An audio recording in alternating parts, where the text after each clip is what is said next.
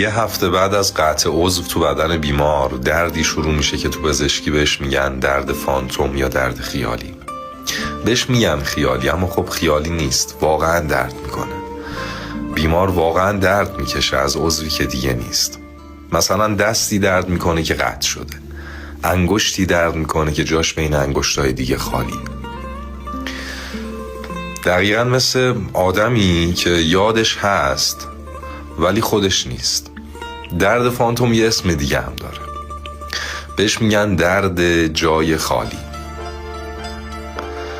و چقدر ما این روزا داریم درد جای خالی رو حس میکنیم.